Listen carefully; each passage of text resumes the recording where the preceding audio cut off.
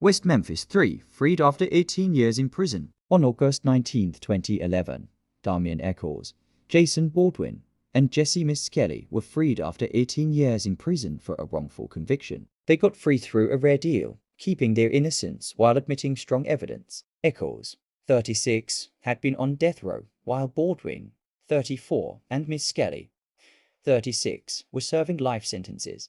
The West Memphis 3 always claimed they were innocent, raising doubts about their conviction. Their case drew nationwide attention and support from numerous celebrities. The crime dated back to May 1993, when the bodies of three 8-year-old boys, Christopher Byers, Steve Branch, and Michael Moore, were found naked and bound in a drainage ditch in West Memphis, Arkansas. With few solid leads, investigators were influenced by speculation that the killings were tied to satanic rituals, since the victims' bodies appeared to have been mutilated.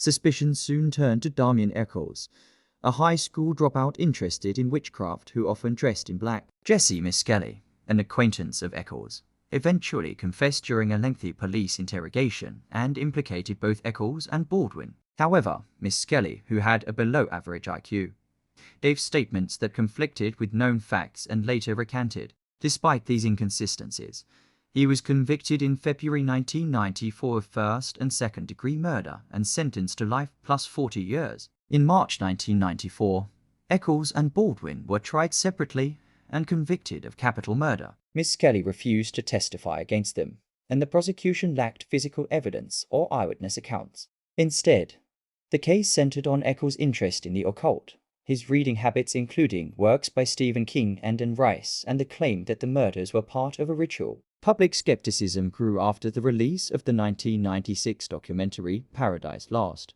The Child Murders at Robin Hood Hills, which questioned the fairness of the trials. The movement to free the West Memphis 3 gained traction with stars like Eddie Vedder, Natalie Maines, and Peter Jackson backing their defense.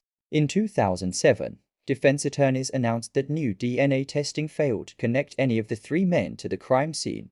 In 2010, the Arkansas Supreme Court ordered a hearing to determine whether Eccles, Baldwin, and Miskelly should receive new trials. Before the hearing, the attorneys and state prosecutors agreed the men would enter Alford pleas, keeping their innocence while pleading guilty. Upon his release, Eccles reflected on the deal, saying, "I have now spent half my life on death row. It is a torturous environment that no human being should have to endure, and it needed to end. I am innocent, as are Jason and Jesse, but I made this decision because I did not want to spend another day of my life behind those bars."